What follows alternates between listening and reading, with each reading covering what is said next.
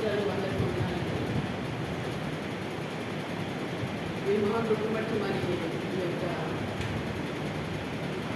2024 సంవత్సరంలో మరి గడిచిన 3 నెలలు కాచి కాబట్టి మరి ఫోర్త్ మంత్లో కూడా మరి థర్డ్ సండే ఆయనతో సమయం గడపడానికి మనకి అవకాశం ఇచ్చిన ఆయనకి మనం తెలుసుకుంటున్నాం.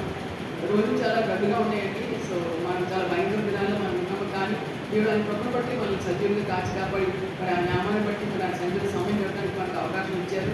సో మన దేవుడు అన్ని రీతిలుగా నమ్మదగిన దేవుడు, అవునా కదా? అన్ని రీతిలుగా నమ్మదగిన దేవుడు. ఈ విషయంలో దేవుడు సహాయం చేయలేడు అన్న విధంగా ఉంటారు సిచ్యుయేషన్. కానీ లేదు కదా, ప్రతి సిచ్యుయేషన్ కూడా అది ఏదైనా కూడా మనకు సహాయం చేసే దేవుడు మా దేవుడు గొప్ప దేవుడు. నిజంగా మరి ఏసీ తీసుకోవడం ఎంతో గొప్ప భాగ్యం. సో ఎన్నిసార్లు వాక్యం చదివా, కొన్నిసార్లు ఆ వాక్యం చదివినప్పుడు అది మన ఆకట్టుకున్న విధానం కానీ ఆ వాక్యం మనతో మాట్లాడే విధానం కానీ చాలా సంతోషంగా ఉంటుంది కదా. సో మనుషులు మనం సంతోషపెట్టలేదు కానీ దేవుడి పట్ల మనం ఎంతో సంతోషం అనుభవిస్తాం. ఎవరికైతే ఆ దేవుడితో ఆ సాన్నిధ్యం ఉంటుందో అది కలిగిన వారికి అది తెలుస్తుందండి. సో నామక వస్తే చదివే వాళ్ళు తెలియదు కానీ దేవుడికి సన్నిధి సంబంధం కలిగిన వాళ్ళకి వచ్చే ఆనందం అది ఎంతో గొప్ప భాగ్యమని మనం చెప్పుకోవచ్చు. మరి యేసుప్రభు ఈ లోపల ఉన్నప్పుడు మనం గడిచిన నెలంతా కూడా మరి యేసుప్రభు మరి ఆయన చనిపోయిన దినాలకు గమనించాము, మరి 3 దినాలకు గమనించాము, 7 వరకు కూడా మనం గాలి చేస్తున్నాం కదా. కానీ యేసుప్రభు తను చనిపోవడానికి వెళ్ళక ముందు తను ఏమి మాటలు మాట్లాడారో, ఏ రకంగా మరి ఈ లోపల ఉన్న వాళ్ళ గురించి ఏ రకంగా ప్రార్థన చేస్తారు ఈ విధంగా మనం చూద్దాం. సో యోహాను 17వ అధ్యాయంలో మనం చూసుకుంటే సో ఒకటి చూస్తానండి.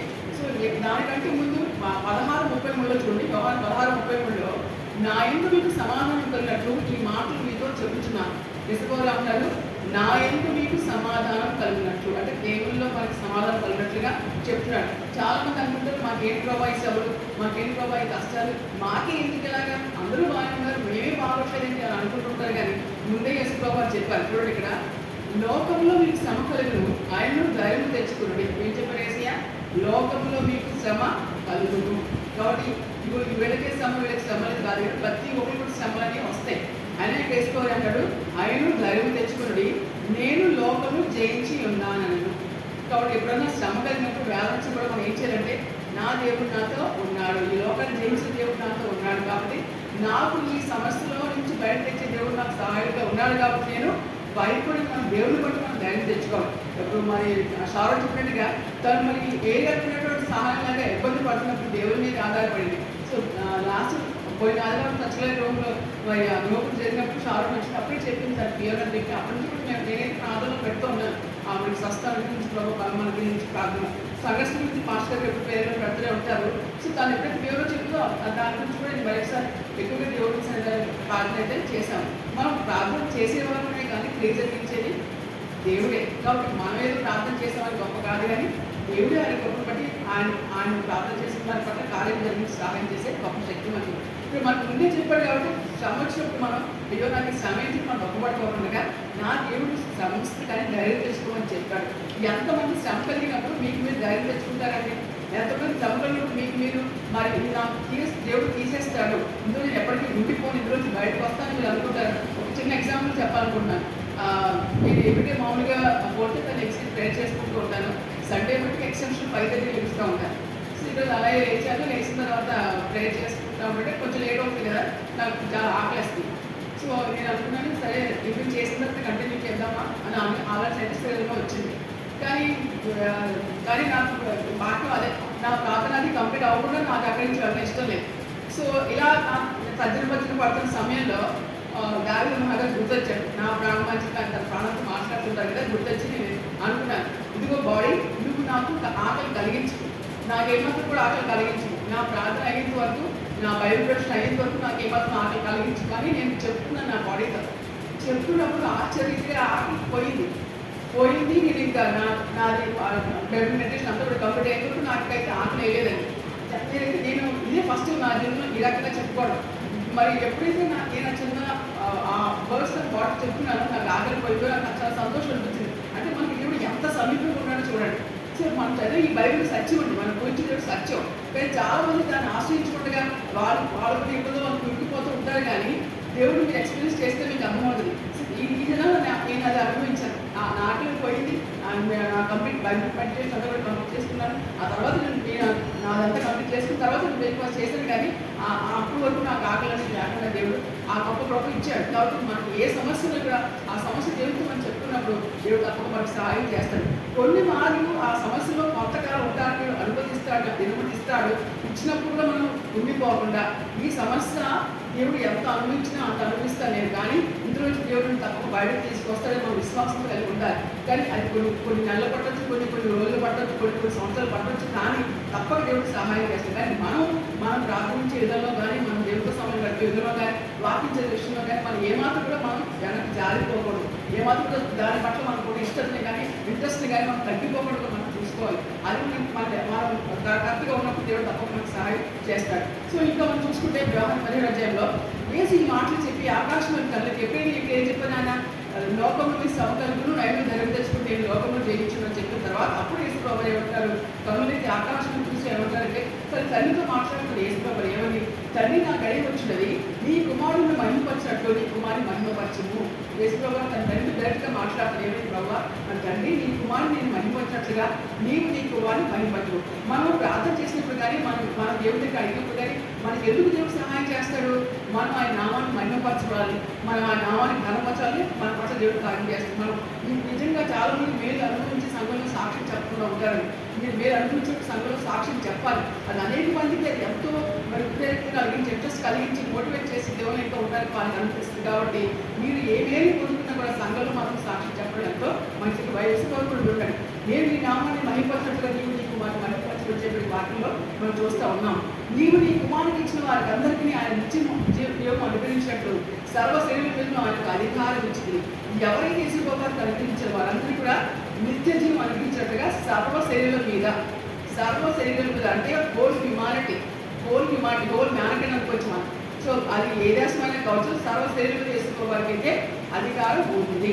కాబట్టి దీన్ని బట్టి మనం ఏమర్థం చేసుకోవాలంటే ఇంకా వాళ్ళు గొప్ప వీళ్ళు గొప్ప మనం అక్కర్లేదు, కానీ సర్వ శరీరంలో దేవుడికి అధికారం అయితే ముందని మనం గమనించుకోవాలి. ఇంకా చూడండి 3వ వచనము, అద్వితీయ సత్యదేవుడు నిన్ను నీ పప్పును యేసుక్రీస్తు తెలుగుకి నిత్య జీవము. ఏంటి నిత్య జీవము? పరలోకానికి పెద్ద నిత్య జీవం అనుకుంటాం, కానీ చెప్తున్న వాక్య ప్రకారంగా అద్వితీయ సత్యదేవుడు నిన్ను నీవు పంపుని యేసుక్రీస్తు. మనం దేవుడిని యేసుప్రభువుని తండ్రిని మనం తెలుసుకున్నామా లేదా? పరిశుద్ధాత్మ దేవుడు మనకు తెలుసు కదా. కాబట్టి ఆ దేవుడిని మనం తెలుసుకుంటే అది మనకి నిత్య జీవం. కాబట్టి ఆ దేవుడు తెలుసుకున్నప్పుడు మనం దేవుడు ఏ రకంగా ఉండాలని కోరుకుంటే ఆ రకంగా జీవించడానికి మనం ముందుకు సాగాలి. అంతేగాని నాకు దేవుడు తెలిసి చెప్పి ఇష్టాన్ని తెలిస్తే దేవుడికి ఇష్టం కాదు. కాబట్టి ఇక్కడ వాక్యం చెప్పండి దేవుడు తెలుసుకోవడం, మరి యేసుక్రీస్తు తెలియటం అంటే నేను చెప్పాను కదా, ఎవరికి దేవుడికి ఇంటిబడి రిలేషన్షిప్ ఉంటుందా వాళ్ళకి అర్థమవుతుంది దేవుడు ఎంత గొప్ప దేవుడు. ఆ దేవుడిలో వాక్యంలో ఉన్నటువంటి ఆనందం వాళ్ళకి అర్థమవుతుంది. వాళ్ళకి దేవుడు అనేది వాక్యం రాగలదు. ఇంకా చూడండి యేసుప్రభు చెప్తాను, అయ్యా నువ్వు నాకు చేస్తానికి ఏ గురించవో దానికి ఏం చేశానంటే కంప్లీట్ చేశాను, సంపూర్ణంగా నెరవేర్చని చెప్పి యేసుప్రభు వారు చెప్తున్నారు. ఇప్పుడు మనం అలా చెప్పగలమా? ఈ లోకం నన్ను పుట్టించారు, మనందరూ మన ఈ లోకంలో పుట్టలేదు, మనందరూ మన ఈ లోకం పెరగట్లేదు, కానీ ఆయన కృపను బట్టి మరి ఆయన మనం ఈ లోకం సృష్టించారు కాబట్టి సృష్టించబడ్డాం, మనం ఈ లోకం పుట్టాం. మరి యేసుప్రభు ఎలాగైతే నువ్వు నాకు ఇచ్చిన ఈ పని నేను సంపూర్ణంగా నెరవేర్చాలి డైరెక్ట్గా క్లియర్గా చెప్పగలుగుతానో మనం అలా చెప్పగలుగుతున్నామా? ప్రభా నా జీవితం పట్ల నీకు ప్రణాళిక ప్రకారంగా నేను జీవిస్తున్నాను అని గుండె మీద చేసుకుని ఎంతమంది చెప్పగలుగుతారు? ప్రభా నాకు ఇచ్చిన ఈ జీవితాన్ని నీవు ఏ రకంగా జీవించాలని కోరుకుంటున్నావో ఆ రకంగా నేను జీవిస్తున్నాను అని గుండె మీద చేసుకుని ఎంతమంది చెప్పగలరు? కాబట్టి మనం పరిశీలన చేసుకున్నాం, ఎవరు చెప్పలేదు, ఏ అనుమానం కూడా చెప్పలేదు. కాబట్టి మనం అది గమనించుకుని ఆ అవేర్నెస్తో మనం ముందుకెళ్తే మనకి ఎంతో మంచిది. ఇంకా చూడండి 5వ వచనంలో, తండ్రి లోకం పుట్టక నీ యొద్ద నాకు ఏ మహిమ ఉండినో ఆ మహిమతో నన్ను ఇప్పుడు నీ యొద్ద మహిమపరచును. ప్రభు యేసుప్రభు ఈ పాయింట్ నేను చాలా గమనించాను. ఈ లోకం పుట్టక ముందు నీ యొద్ద నాకు ఏ మహిమ ఉందో ఆ మహిమతో నన్ను మహిమపరచు అంటాడు. అంటే టైం చేంజ్ అవుతుంది, లేదా సమయం చేంజ్ అవుతుంది, యుగాలు మారుతున్నాయి, కానీ మరి దేవుడు ఒక్క రీతిగానే ఉన్నాడు. ఆయన ఏ రకమైనటువంటి ఆజ్ఞలు ఇచ్చారో ఆ ఆజ్ఞలు ఎప్పుడు కూడా ఒకే రీతిగా ఉన్నాయి. ఏ రకమైన శాసనం ఇచ్చారో అదంతా ఒక రీతిగానే ఉంది. ఇప్పుడు మనుషుల్లో మార్పు వస్తాయి, కానీ మనుషుల ఆలోచన మార్పు వస్తాయి, కానీ దేవుడు మార్పు లేదు. కాబట్టి ఇక్కడ వాక్యంలో చెప్పండి, ఈ లోకం పుట్టక ఏ మహిమతో తండ్రి ఆ రకంగా మహిమతో నన్ను మహిమపరచడం చేసుకోవాలి తండ్రి అడుగుతా ఉన్నాడు. ఇంకా ఆలోచన చూడండి, లోకంలో నేను నాకు అనుగ్రహించిన మనుషులకు నీ నామంలో ప్రత్యక్ష పరిస్థితిని యేసుప్రభువు చెప్పి నీ లోకంలో నువ్వు నాకు అనుగ్రహించిన మనుషులకు నీ నామాన్ని ప్రత్యక్ష పరిస్థితిని యేసుప్రభువు తనకి కనిపించి ఈ లోకంలో ఉన్న వారికి ప్రత్యక్షపరిచారు కదా. వారు నీ వారైతే నీవు వారు నాకు అనుగ్రహించింది, నీవు నాకు ఇచ్చినటువంటి కళ్ళుకి నీ నామాన్ని ప్రత్యక్షపరచాను కాబట్టి వారికి ఎవరు నీ వారే ఉంటారు. ఇంకా వారిని నీవు వారిని నాకు అనుగ్రహించింది, వారు నీ వాక్యము గాయకుని ఉన్నారు. యేసుప్రభువు వారు ఎవరికైతే బోధ చేశారో, ఎవరికైతే సుమారు పండించారు, వారందరి గురించి ఇక్కడ మాట్లాడు వారు నీ వారే ఉన్నారు తండ్రి అని వారి గురించి అక్కడ యేసుప్రభువు వారు మాట్లాడుతున్నారు. ఇంకా 7వ వచనం చూసుకుంటారు, నీవు నాకు అనుగ్రహించిన మాటలు నేను వారికి ఇచ్చి ఉన్నాను, వారు ఆ మాటలు అంగీకరించి, నీవు నాకు ఏ మాటలు ఇచ్చారో తండ్రి ఆ మాటలు నేను వారికి ఇచ్చాను, వారు ఆ మాటలు అంగీకరించి నేను ఎదురు బయటకు వచ్చేసి నిజముగా ఎరిగి నువ్వు నన్ను పంపించుకొని నమ్మిరు కనుక, సో నేను పరలోకం నీకు వచ్చాను వారు ఎరిగారు, వారు నన్ను నిజంగా నమ్మారు కనుక అంటే ఉన్నాడు, నీవు నాకు కలిగించినవన్నీ నీ వల్లే కలిగినని వారు ఎరిగి ఉన్నారు.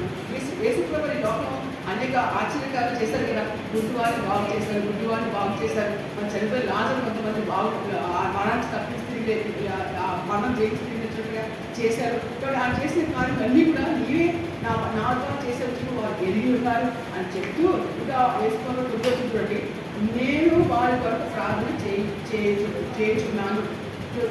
ఈ లోకంలో ఈ ప్రజలు నేను నీ దగ్గరికి వచ్చారని తెలుసుకున్నారు, నేను చేస్తామని కూడా నీ వల్ల చేస్తాను తెలుసుకున్నారు, వారు కూడా నీ వారు ఉన్నారు కాబట్టి వారి కొరకు ప్రార్థన చేస్తారని చెప్పి వేసుకోవాలి చెప్తున్నారు. ఇప్పుడు మనం ఎవరి వారంగా ఉన్నాం, దేవుడి వారంగా ఉన్నామా లేదా, లోక సముద్రంగా మనం ఉన్నాం. కాబట్టి మనం పరిశీలన చేసుకోవాలి. మనం యేసుప్రభువు తెలుసుకున్నాం అన్నప్పుడు దేవుడి వారంగా మనం ఉండాలి కదా, దేవుడి నామమునకు మహిమ కలుగుగా. ఇంకా చూడండి, లోకం కొరకు ప్రార్థన చేయడం లేదు. ఈ యేసుప్రభువు లోకరక్షకుడు అంటారు బాగానే ఉంది, కానీ యేసుప్రభువు చెప్తుంది లోకం కొరకు ప్రార్థన చేయట్లేదు, నీవుగా కలిగించిన వారు ఉన్నవారు నీ వారు కదా వారి కొరకే ప్రార్థన చేయించినాను. ఎవరైతే నీవు నాకు ఇచ్చేవారు తండ్రి వారు నీ వారుగా ఉన్నారు కాబట్టి వారి కోసం నేను ప్రార్థన చేస్తానని చెప్పి వాటిలో చెప్తున్నారు. కాబట్టి మనం దేవుని వారంగా ఉందాము, దేవుని వారంగా ఉంటాం, లోకస్తులుగా ఉంటాం, ఒకటి సాధ్యం అవుతుందా?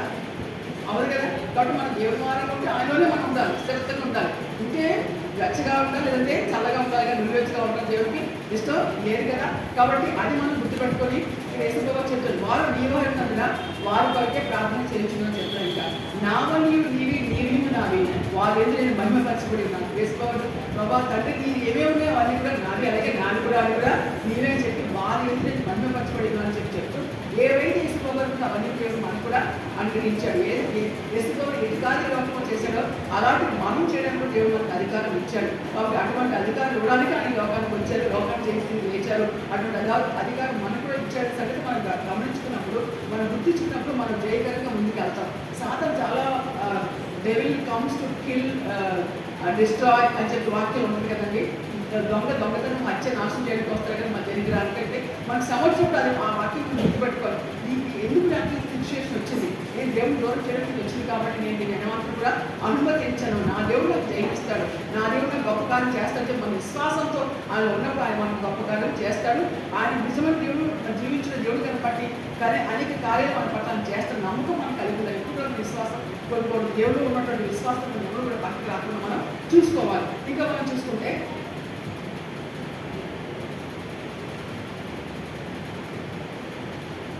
ఎవరిని తీసుకున్నప్పుడు తెలిసిన వారికి మారు మనసు అనేది వస్తుంది కదండి. మారు మనసు అంటే ఏంటి అర్థం? మారు మనసు అంటే ఏంటి అర్థం?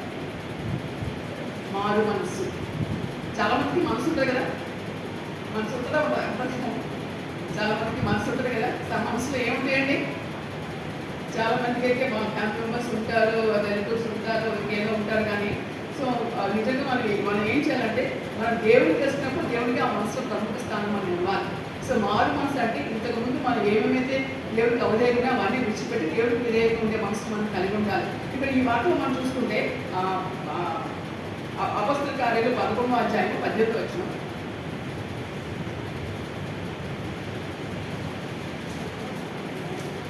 వారు ఈ మాటలు విని మరేమి అడ్డం చెప్పగా అట్లయితే అన్నజనులకు దేవుడు జీవాత్మను మారు మనసు దయచేసి ఉన్నాడని చెప్పుకోవచ్చు, దేవుని మహిమపరచని. ఇక్కడ స్టెఫను మన ఆయన తెలుసు కదా, స్టెఫన్ అనే వ్యక్తి దేవుని సుమారు ప్రకటిస్తూ ఉంటే ఆ స్టెఫన్ని వాళ్ళు ఏం చేస్తారంటే రాళ్ళు నుండి చంపేస్తారు.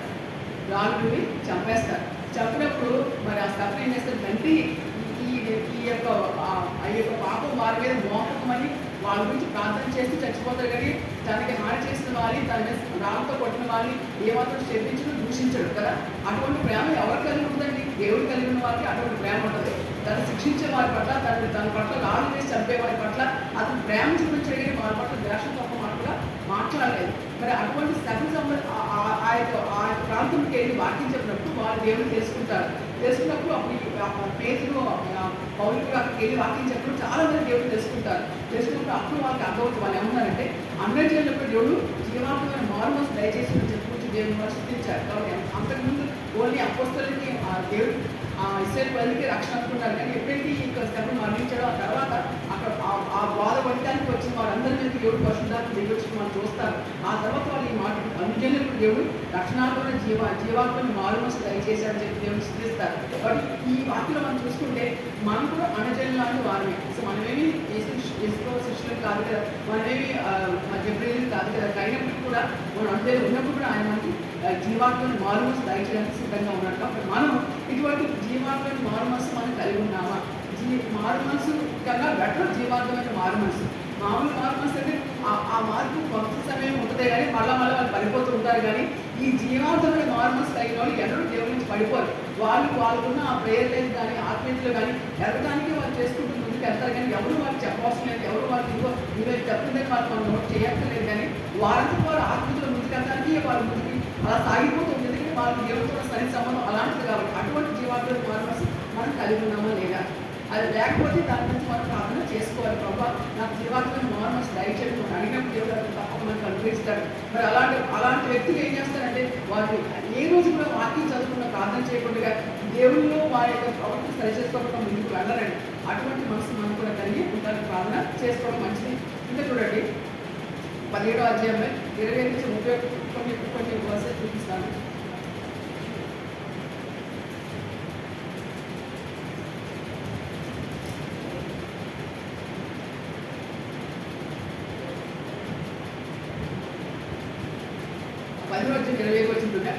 ఆయన అందరికీ జీవంలో ఊపిరి సమస్తను దయచేయవాడు కనుక తనకు ఏదైనా కొదుగునట్టు మనుషుల చేతులతో సేవింపబడవాడు కాదు. అందరికీ జీవము ఊపిరి సమస్తము దయచేసి దేవుడు అందరికీ ఇస్తాడట, జీవం ఇస్తాడట, ఊపిరిస్తాడట, సమస్తము దయచేసి. కాబట్టి ఈ దేవుడికి ఇంత గురించి అందాయండి అంటే మీరు భక్తులండి లేకపోతే దేవుడి దగ్గర రావద్దని ఎవరు చెప్పినా కూడా నేను నమ్మను. చాలామంది ఈ రోజుల్లో కొంతమంది ఏంటంటే మీరు దేవుడికి మీరు రావాలంటే మీరు ఎంత అమౌంట్ మీరు దేవుడికి ఇవ్వండి, అంటే ఎంత అమౌంట్ మీరు దేవుడికి ఇవ్వండి అని కొంతమంది చెప్తున్నప్పుడు నేను కూడా విన్నాను. కాబట్టి అటువంటి ఈ దేవుడు ఎవరు నాకు సమయం చెప్పి అడిగే దేవుడు కాదు. ఆయనకి ఏది అవసరం లేదు. గొప్ప దేవుడు సృష్టికర్త, ఆయనకు అవసరమైనది ఏం లేదు. కానీ ఆయన మనకి ఇచ్చిన ఆజ్ఞ ప్రకారం దర్శనాలను మాత్రం మన దేవుడికి ఇవ్వాలి. ఇక్కడ ఈ ఆజ్ఞ ఏంటంటే అందరికీ జీవులు ముప్పటి సంవత్సరాలు దయచేసి ఆయనకి ఏ ఏకులు కూడా లేదు. ఇంకా చూడండి చూసుకుంటే 27వ వచనంలో కొంచెం లాస్ట్ వర్స్ లైన్ చూస్తున్నాను. మనం ఆయన బ్రతుకుతున్నాము, చలించున్నాము, ఉనికి కలిగి ఉన్నాము. మనం ఆయనలో ఏం చేస్తాడా? మనం ఆయన బ్రతుకుతున్నాము, ఆయన మూమెంట్ ఉంది మనకి, అలాగే ఆయనలో మనకు ఉనికి కలిగి ఉన్నాము. అటువల్లే మనం ఆయన వస్తాను. కాబట్టి మనకు దేవుడి సంతానమై ఉండి మనుషుల చమత్కార కల్పనలకు పరచబడిన బంగారు వెండి రాత్రులు దేవతను కోరిందని తనుకోండి. సో ఈ చాలా మంది చేస్తే ఇంకో బంగారం చేసిన క్రాస్ చేసుకుంటూ ఉంటారు, బంగారం చేసినట్టే చేసుకుంటారు. కాబట్టి ఈ లోపల ఉన్నటువంటి ఆ యొక్క క్రాస్ దేవుడికి ప్రతిరూపంగా అంటే రిమైండర్గా ఆ క్రాస్ చేసుకోవడం మంచిదే. కానీ ఇంకా మిగతా విగ్రహాలకి వాటితో ఏమాత్రం కూడా దేవుడు ఆ రూపంలో దేవుడు అని చెప్పి వాటిని పూజిస్తుండగా అది ఏమాత్రం కూడా అది మంచిది కాదని చెప్పి మనం నేర్చుకోవాలి.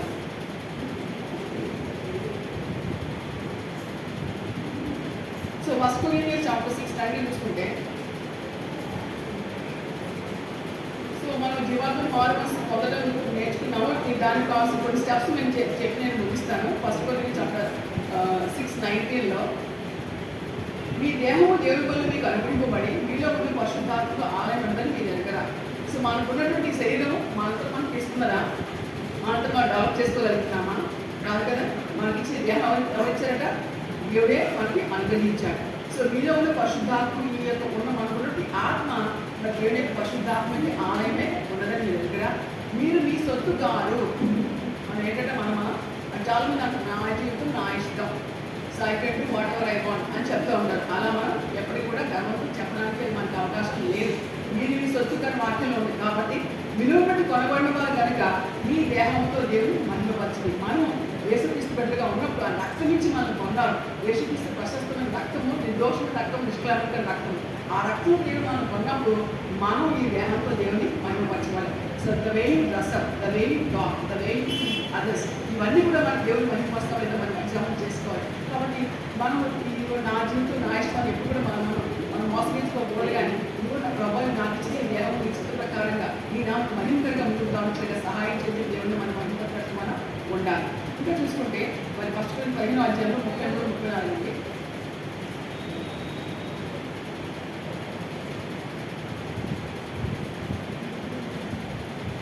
దుష్ట సాంగత్యం మంచి నడవడి జరుగును, నీతి ప్రవర్తన కలవాలి, వెలుగుని పాపము చేయకూడదు. దుష్ట సాంగత్యము మంచి నడవడి జరుగును. ఎవరికైనా ఎవరిస్తూ ప్రత్యేకించి ఎవరైనా కూడా ఎవరితో మీరు ఫ్రెండ్షిప్ చేస్తారు, ఎవరితో మీరు సాంగత్యం చేస్తారు మీరు గమనించుకోవాలి. దుష్ట సాంగత్యం ఏం కదా మంచి నడవడి జరుగుతుంది. కాబట్టి నేను మంచోడుగా ఉంటాను, నేను దుష్టకి వెళ్ళినా కూడా అది నాకు అంటకుండా ఉంటాను అని మిమ్మల్ని రామర్చుకోకూడదు. కానీ వాళ్ళు చెడ్డవాయినట్టు వాళ్ళతో సాంగత్యం చేయకుండా ఉండడమే మంచిదని వాక్యం చెప్తుంది. దుష్ట సాంగత్యం మంచిదని చెడుకునే వాక్యం ఉంది. వాక్యం ఉన్నప్పుడు నేను కరెక్ట్గా ఉంటాను, కానీ నా ఫ్రెండ్ చెడ్డగా ఉన్నా నేను నా ఫ్రెండ్తో ఆ ఫ్రెండ్షిప్ చేసుకుంటాను, కానీ నేను కరెక్ట్గా ఉంటాను అనుకుంటే మిమ్మల్ని నేను మోసం పరుచుకుంటున్నట్టే. కాబట్టి వాక్య ప్రకారం చూసుకుంటే దుష్ట సాంగత్యం నియమాలను కూడా చీపులు చెప్పి వాక్యంలో ఉంది. నీతి ప్రవర్తన కలవారే మేల్కొని పాపము చేయకూడదు. నీతి ప్రవర్తన కలవారే మేల్కొని. ఏంటి అర్థం మేల్కొని అంటే అంటే మనం ఏం చేస్తాం, ఏ క్రియలు మనం చేస్తాం, ఏం అవేర్నెస్ మనం మెలకుగా ఉండాలి. మేల్కొని పాపము చేయకూడదు. ఇంకా చెప్తానండి, దేవుని గురించి జ్ఞానం కొందరికి లేదు, మీకు సిగ్గు కలిగి ఎట్లా చెప్పుచున్నారు. సో ఈ యొక్క ఈ పిల్లలకి చెప్పి దుస్సాంగత్యం చేయటమే వాళ్ళకి అది అర్థం కాదు. ఇంకా వాళ్ళకి దేవుని గురించి జ్ఞానం లేదు కాబట్టి వాళ్ళు సిగ్గు లేకుండా పనులు చేస్తారంటే వాక్యం రాయలేదు. కాబట్టి వ్యవస్థల పిల్లలు ఎంతమాత్రం దుస్సాంగత్యం చేయడం వాళ్ళకి ఎంతమాత్రం మంచిది కాదు. వాళ్ళకి దూరంగా ఉండాలి, దేవుడికి సమీపంగా ఉండాలి. వాళ్ళ గురించి రాజ్యం ప్రకారం నిలుచుకోవడమే వాళ్ళకి ఎంతో మంచిది. మంచి జీవితం వేస్తే, మంచి భౌతిక వేస్తే వాళ్ళకి మంచి దినాలు వాళ్ళకు ఉంటాయి. కాబట్టి అది గుర్తుపెట్టుకుని దాని దోస్తాంగత్యం దూరంగా ఉంటే వాళ్ళకి మంచిదని వాక్యం ప్రకారంగా ఇది కానీ చేయడం జరుగుతుంది.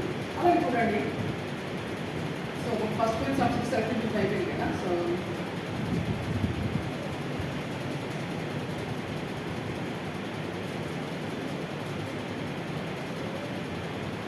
ఒకటో గురించి 16 అధ్యాయం 13-14 చూస్తానండి.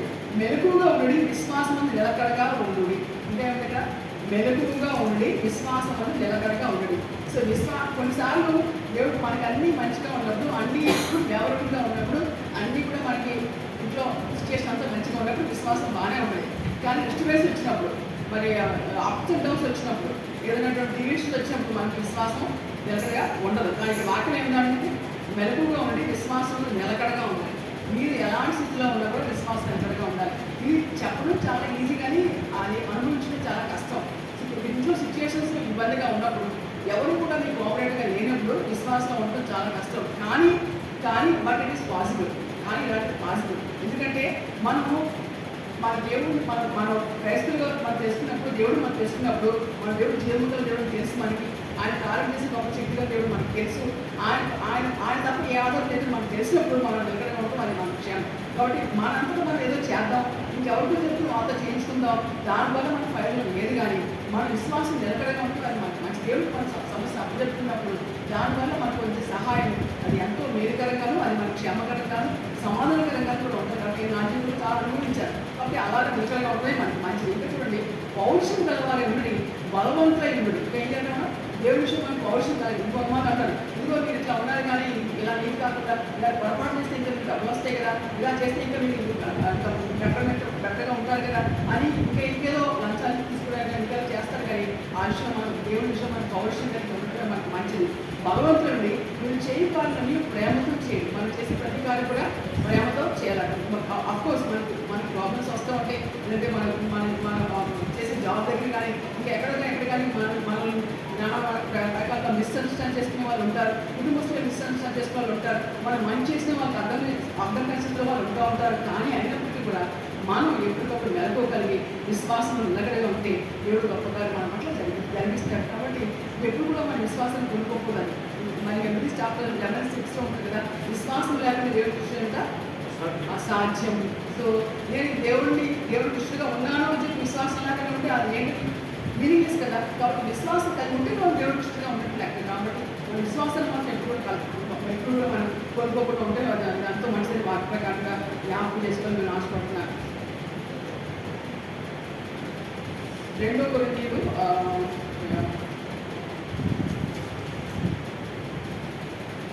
6వ అధ్యాయం 18వ వచనం చూస్తున్నానండి. ఏమని చెప్పారంటే,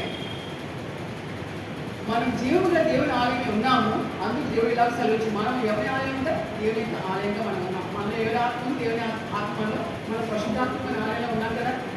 దాని ప్రకారం ఇక్కడ వాక్యం మనం చూస్తే, నేను వారిలో నివసించి సంచరించును. ఏమన్నా దేవుడిగా వారిలో నివసించి సంచరించుదును, నేను వారి దేవుని ఎందుకు వారు నా ప్రజలు ఎందుకు. సో మనకి దేవుడు ఆయన ప్రజలు మనం కాబట్టి కావున మీరు మీ వారి మధ్య బయలుపడి ప్రత్యేకంగా ఉండు. మీ లోకస్తులతో మనం చెప్తున్నాడు దేవుడు మనల్ని మాతో పాటుగా సినిమాలు కదడానికి, మాతో పాటు శిఖాలు కదడానికి, మాతో పాటుగా ఇంకా రకరకాల సంటలు కదడానికి దేవుడు కోరుకుంటాడు. లేదా ప్రత్యేకంగా ఉండి అపవిత్రమైన దాన్ని ముట్టడని ప్రభువు చెప్తున్నాడు. ఏదైనా అపవిత్రం ఉందంటే దాన్ని మనం ఏమాత్రం మొట్టమొదటి చెప్తూ ఉన్నాడు. మీకు మరియు నేను మిమ్మల్ని చేర్చుకున్నాను. ఈ రకంగా మనం అపవిత్రాన్ని మనం ముట్టకుంటుంటే ఏదైతే చెప్పండి, నేను మిమ్మల్ని చేర్చుకుంటాను. ఆయన మనల్ని ఆయన మెట్లుగా మనల్ని నిర్మిస్తాడు, ఆయన మెట్లుగా మనల్ని చేర్చుకుంటాడు.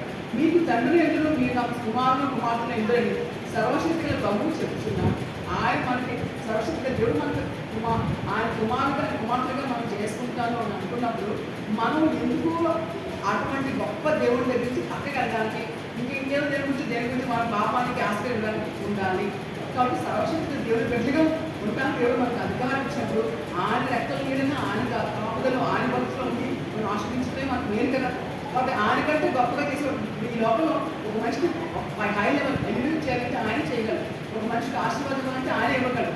ఈ సాధారణ కొంతమంది ఆశీర్వాదం ఇస్తున్నట్టు కానీ అంతిమంగా వారు నరకానికి వెళ్ళిపోతారండి. కాబట్టి ఆ నరకంలోకి వెళ్ళి అనవసరంగా ఆ తరతరాల నరకంలో బాధపడే కన్నా మన దేవుని బిడ్డగా జీవిస్తూ ఆయన జీవితాన్ని బట్టి సంతృప్తికరంగా ఆయనకి ఇష్టమైన బిడ్డగా జీవిస్తూ అలోక రాజ్యం ఎన్నికలు ఆయనతో ఉంటే మనకి క్షేమం కదా. మరి ఏది క్షేమం మనకి? దేవునితో ఉంటాం మనకు క్షేమమే కదా. ఇక్కడ అది మనం జ్ఞాపకం చేస్తే మనకు ముందుకి వెళ్ళాలి. అల్టిమేట్ గోల్ ఏంటంటే ఒక క్రైస్తవుని మనం చూద్దాము. 7వ అధ్యాయం 1వ వచనం చూడండి. ప్రియులార మనకి ఈ వాగ్దానం ఉండడం కనుక దేవుని భయంతో పరిశుద్ధతను సంపూర్తి చేసుకోవచ్చు. ఏంటంటే దేవుని భయంతో పరిశుద్ధతను సంపూర్తి చేసుకోవచ్చు. ఇది ఎంతవరకు చేస్తున్నాం? ఎంతవరకు మనం సంపూర్తి ఈ పరిశుద్ధతతో సంపూర్తి అంటే అటు వాట్ యాక్షన్ వేర్ హోలీ అని మనం అనుకుంటే అది ఎవరో ఏం చెప్తారంటే, నేను 100% హోలీగా ఉండాలంటే 100% ఎంత% మీరు హోలీగా ఉన్నారు, ఎంత% మీరు పరిశుద్ధంగా ఉన్నారని అంటే మీరు ఏం చెప్తారు? అంటే వాటిని దేవుడితో సంపూర్తి చేసుకుంటూ శరీరంలో ఆత్మకు కలిగిన సమస్త కల్మషం నుండి మనం పవిత్రంగా చేసుకుంటాము. కాబట్టి మనమే మన యొక్క కల్మషాన్ని పవిత్రంగా చేసుకోగలము. ఎలాగ? దేవుని యొక్క నామాన్ని బట్టి, ఆయన రక్తాన్ని బట్టి. కాబట్టి చూడండి, శరీరం నుండి కల్మషం కలుగుతుంది, అలాగే ఆత్మ కూడా కల్మషం కలుగుతుందట. ఎలా కలుగుతుంది ఆత్మ కల్మషం? ఎలా ఆత్మ కల్మషం కలుగుతుంది? ఎవరు చెప్పగలుగుతారా? ఆత్మకి కల్మషం ఎలా కలుగుతుంది? అదే మాట్లాడండి. సో హృదయం వచ్చి ఆలోచనలు బట్టి, తలంపులను బట్టి కదా. సో ఏ పాపమైనా ముందు ఒక ఆలోచన లాగా వస్తుంది హృదయంలోకి, దాన్ని మనం పెంచి పోషిస్తే అది క్లియర్ అవుతుంది. కాబట్టి ఆలోచన వచ్చినప్పుడు దాన్ని మనం కటాక్ చేస్తే కనుక ఇంకా క్లియర్గా వెళ్ళదు కదా. కాబట్టి మీరు ఎవరు ఈ జైల్లో ఉండి ఎవరో మనం అడిగితే కనుక చెప్తారు ఎలాగ స్టార్ట్ అయిందో, ఎలాగ ఇంప్లిమెంట్ చేశారు, ఎలా కానీ ఆ పర్టికులర్ ప్లాన్ని కంప్లీట్ చేశారు. కాబట్టి ఈ కన్వర్షన్ వచ్చినప్పుడు ముందుగానే మనం కటాఫ్, ఇటువంటి ఆలోచన మనం హృదయం వచ్చినప్పుడు ముందుగా దాన్ని కటాఫ్ చేసేసి ఇటువంటి దానికి అనుమతించను, నా ఆత్మ నా శరీరం కాదు దేవుడికి అని మనం పవిత్రం చేసుకుంటూ ముందుకెళ్ళినప్పుడు మన దేవుడికి ఇష్టమైన దేవుడిగా మనం ప్రియమైన బిడ్డలుగా మనం ఉంటాం. కాబట్టి దేవుని యొక్క వార్త ఒకవేళ అనారోగ్యం ఉందా, మా ఆయన పొందిన దాని స్వస్థత పొందిన వాక్యాన్ని గుర్తుపెట్టి స్వస్థత పొందుకోవచ్చు. కాబట్టి నాకు కూడా 2 weeks బిఫోర్ చాలా రైట్ హ్యాండ్ షోల్డర్ నొప్పి వచ్చింది, చాలా నాకు పెయిన్ వచ్చింది. ఒక 2 days 3 days నాకు నైట్ నిద్రపోవడం టైంలో కూడా నా హ్యాండ్ పెట్టడానికి నాకు చాలా ఇబ్బంది పెరిగి నిద్ర పట్టలేదు చాలాసేపు. సో నాకు డాక్టర్ నాకు ఇష్టం లేదు. నేను ప్రేయర్ చేసుకున్నాను, బాబా నాకు శరీరం ఇచ్చింది కూడా నువ్వే, నాకు ఆరోగ్యం ఇచ్చింది నువ్వే, నాకు నువ్వు స్వస్థ ఇవ్వండి. నేను అట్లా ప్రేయర్ 2 days సిన్సియర్గా ప్రేయర్ చేసుకున్నాను. 3rd day ఇక్కడ దాని గురించి మర్చిపోయాను, అసలు పెయిన్ అయితే లేదు. తర్వాత మరి ఎక్కడ గుర్తొచ్చింది, అవును కదా నేను చాలా పెయిన్తో బాధపడుతున్నాను కానీ దేవుడు నాకు స్వస్థ ఇచ్చారు కదా. తర్వాత నేను దేవుడు చూపించాను. కాబట్టి మనకి ఏ ప్రాబ్లం ఉన్నా కూడా దేవుడి దగ్గర మనం అడిగినప్పుడు ఆయన మనకు సహాయం చేస్తాడు, తప్పక సహాయం చేస్తాడు. ఆ దేవుడు సహాయం చేయకుండా, సాధన ప్రార్థన చేయకుండా మనం చాలాసార్లు తప్పులో తీసుకెళ్ళడానికి ప్రయత్నం చేస్తారని don't give chance for Sadhana to get away from God. మీరు దేవుని దూరం మాత్రం వెళ్ళదు. అది ఏ సమస్యను కూడా, ఎటువంటి అనారోగ్యమైన ఎటువంటి సమస్యలకు దేవుడు మనకు తప్పక సహాయం చేస్తాడు. కాబట్టి ఈ వార్తలు చెప్పండి రీతిగా దేవుని బైబిల్లో పరిశుద్ధతను సంపూర్తి చేసుకోవచ్చు.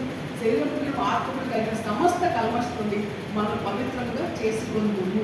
కాబట్టి మనల్ని మనమే పవిత్రం చేసుకోవచ్చు. దేవుని యొక్క వాక్యం ఆధారం చేసుకొని ఆయన వాగ్దానం ఆధారం చేసుకొని ఆ వాగ్దాన్ని ఎత్తిపట్టండి. వాగ్దానం రిపీట్గా మనసులో ఉచ్చరించండి, పైకి చెప్పండి. చెప్పినప్పుడు అప్పుడు ఆ వాగ్దానం నెరవేరుస్తాయి. కాబట్టి ఇంకొక దేవుడు మనకు కలిగినప్పుడు మీ దాసు వార్త బైబిల్లో ఉన్న వాగ్దానం ఒక అనుసరించడానికి చక్కగా సరిపోతాయండి.